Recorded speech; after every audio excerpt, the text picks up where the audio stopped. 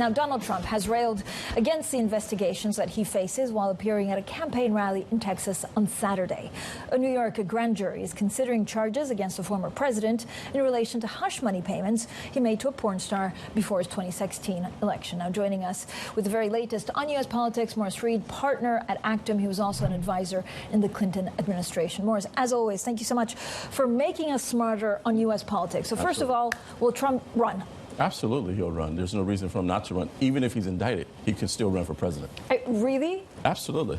What would make him not run? Or what needs to happen for him not to be able to run? Nothing. Donald Trump will run for president. The question is, will he get through the primary? If there are 4 or 5 people in the primary, I think he gets through, which makes the Democrats happy. If it's Democrats or any Democrat versus Donald Trump, it's a Democrat, lean Democrat for sure. Okay, so who's running? We have Nikki Haley.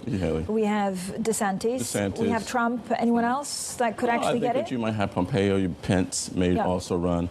I think there'll end up being 5 or 6 Republicans to run. Who do the Democrats want to try and beat? Who's the easiest win? The easiest for a Democrat is Trump. I think that anyone running against Trump is lean Democrat. Anyone non-Trump running against the Democrats is probably a toss-up at this point. Who's going to be the Democratic candidate? Right now it's going to be Joe Biden, but you never know. I also like the governor of California's odds. I like the governor of North Carolina, for example. People don't talk about him enough. I like him a lot. The governor of California is not too left-wing? I think he is. He's probably too left. Yeah. But when you are a governor of a major state, you have the ability to galvanize voters and raise money. You can't really count him out if there's going to be an open primary. Morris, and I know we're a couple of years away, but the economy's going south, right? Inflation is also partly because of, the big packages that Washington pushed through under President Biden. Does that work against him? It works for him in some cases, works against him in others. For example, I don't believe that we have a banking crisis in America. I think we have a regional banking crisis. There's an international banking crisis, but the Wall Street banks seem to be solid. I think that the president wants to make sure that there's not a lot of unemployment right now, so the stimulus package, he needs to get the money to the street.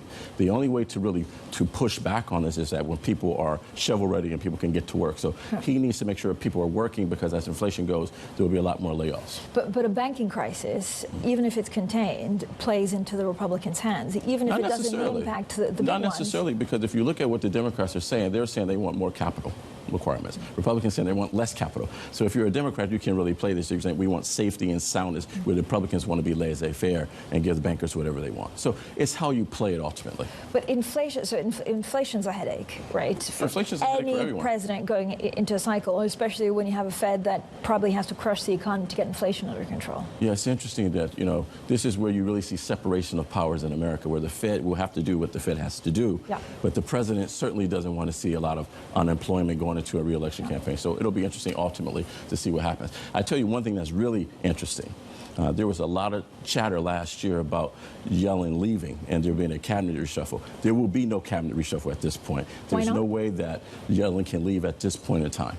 Okay, why not? I mean, cabinet reshuffle just because she's too important, or because it's a bad look? No, because of the economy. She wanted to leave. You thought that the Commerce Secretary would move over. Terry McAuliffe may go to Commerce. But because Yellen is a household name and you have a mini crisis, you need to have someone that the capital markets really understand and appreciate her ability.